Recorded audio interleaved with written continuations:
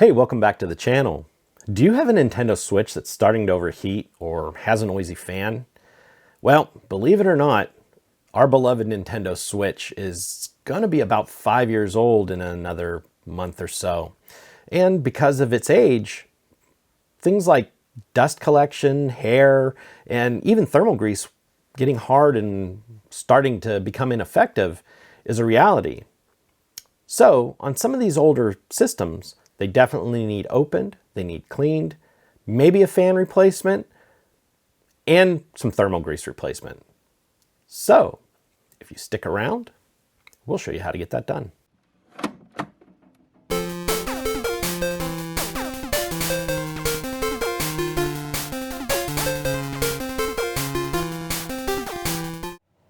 All right, on the bench today we have a Nintendo Switch, one of the original styles, and it came to me today because it has a noisy fan.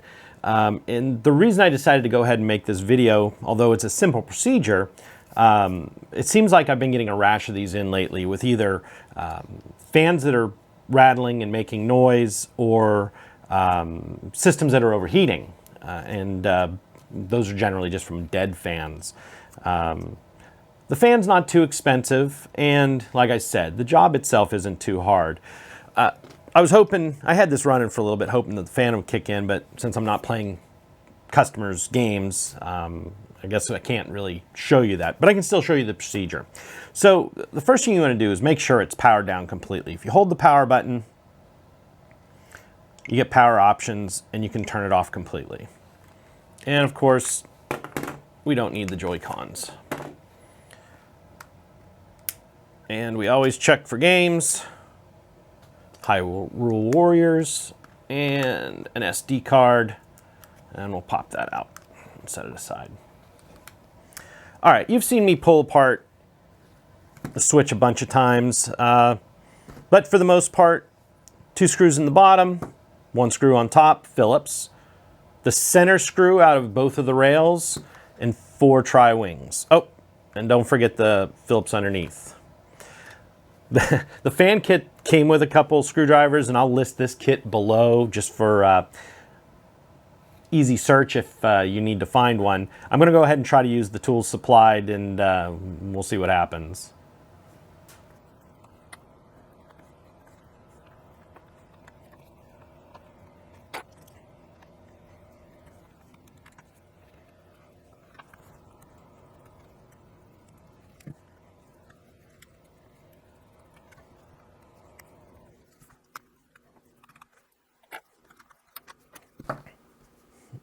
All right, the back is off, and obviously we can see the fan right there. The tools supplied will absolutely work, but the tri-wing was slipping a bit, and the Phillips is actually a little bit bent. So I'm just gonna go ahead to some of my slightly better made tools just to finish getting into this. The rest of the screws in the back are all Phillips.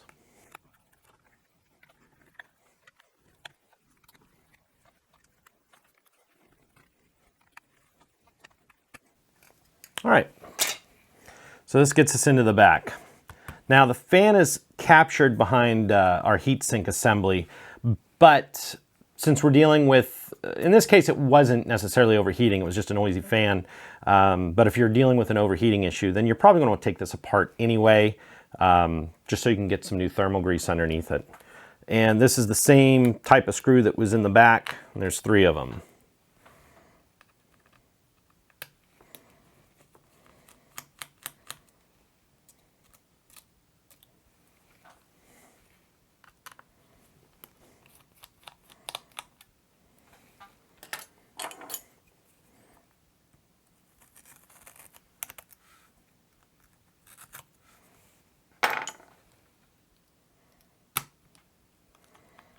And it just tips up from the back.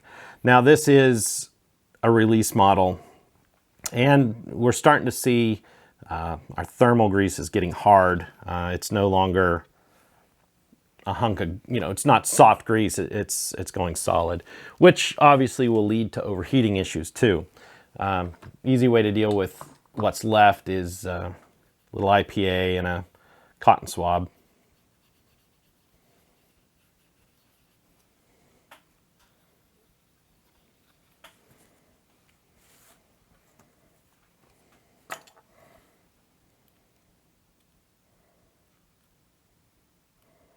Yeah, this is more like putty than grease, so definitely needed removed.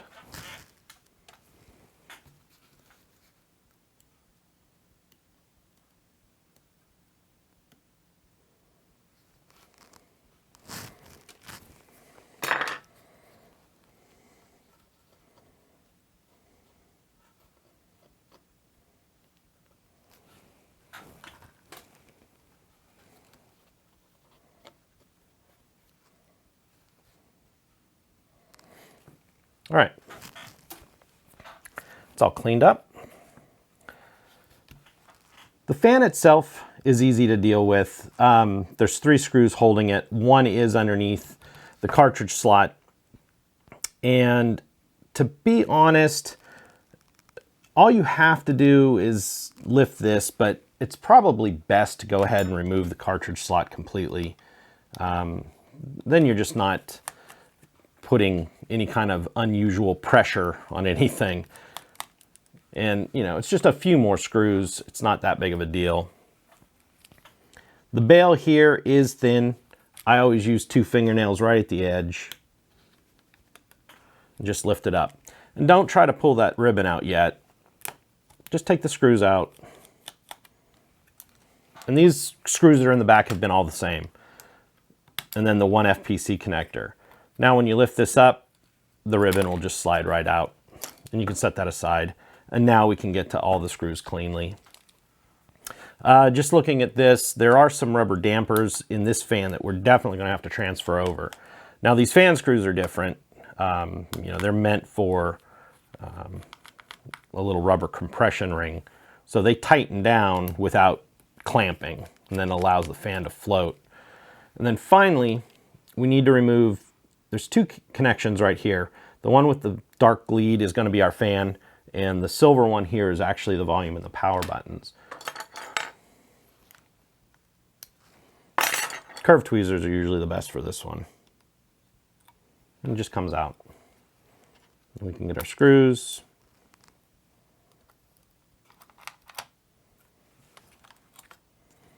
And there's our noisy fan.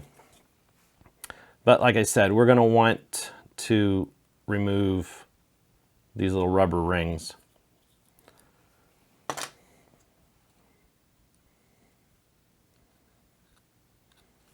Oops.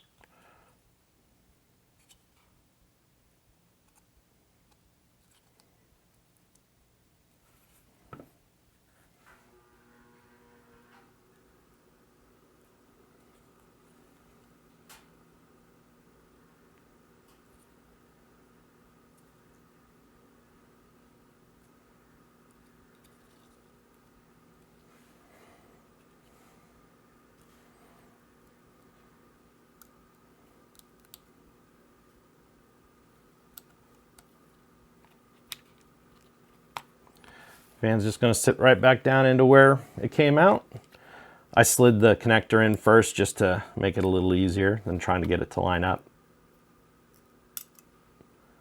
And of course the magnetic on my screwdriver isn't what it should be.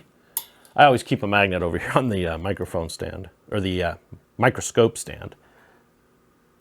It makes life easier getting some of these little screws in place.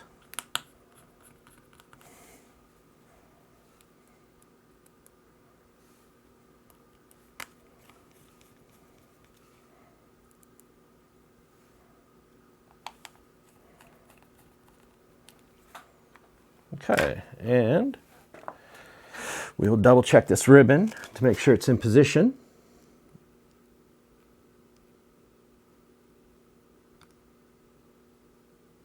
Which it is. You can close the bail on it.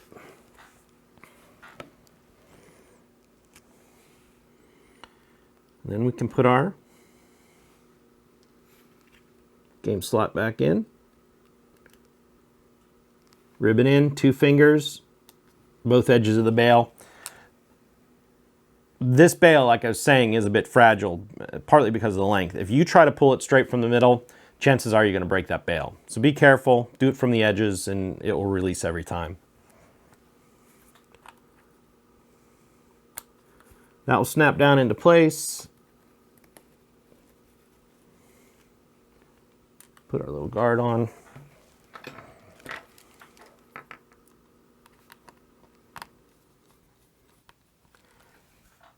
If the backer for the headphone jack looks like it's broken or split open, every single one of these I've taken apart looks like that. So there's no worry that somebody's been in it or tampering with it or over torquing the screws. It's just the way, either the way it was molded or they've all gotten crushed from the factory. So okay, our fan's in, our game slot's back on. Now we just need to deal with our heatsink, and you can use whatever thermal compound you like. I'll make a link to this stuff and to some of the other stuff I've used in the past. This one has a slightly better thermal conductivity, and I've been using it lately. You don't need much, about the size of a BB on this little guy. Heatsink in first. Drop it down.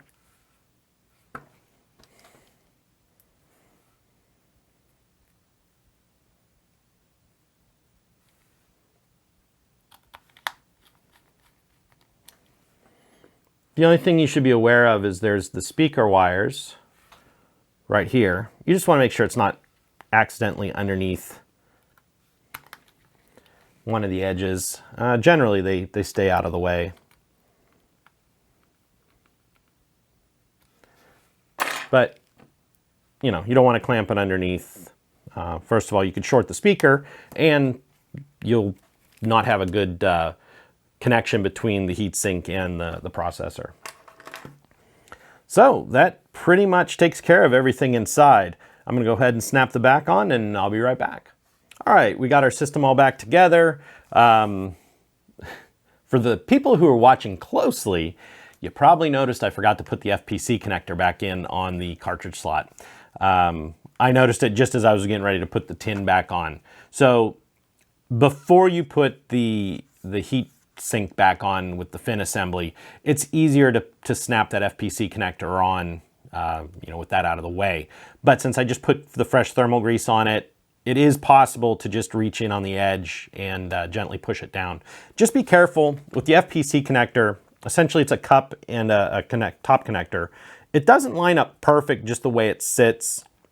So you need to look underneath. You need to make sure they're lined up because they are fairly thin and fragile. But usually if you can get like an edge down, then the rest of it will snap down into place. It shouldn't take too much force to snap it, so just be aware of that. But now that it's all back together, we can make sure everything works. And by the way, if you don't plug that FPC connector in, you'll know right away because your touchscreen won't work. All right, our touchscreen's working, and when we plug our cartridge in, we should be able to see this change from open cartridge to either cloud or installed. So there we go. That's how to rectify an overheating issue or just simply having a loud fan. So it's pretty straightforward. Replace the fan, a little thermal grease, and 20 minutes of your time. No problem at all. Thanks for joining me on this adventure today. And if you have any questions, go ahead and make those comments down below. I try to respond to everything that's a real question or comment. Give us a thumbs up. And if you have to give us that thumbs down, make a comment. Let me know what I can do to improve on the format. I'm always willing to listen. And don't forget to hit the subscribe button, and I'll catch you on the next video.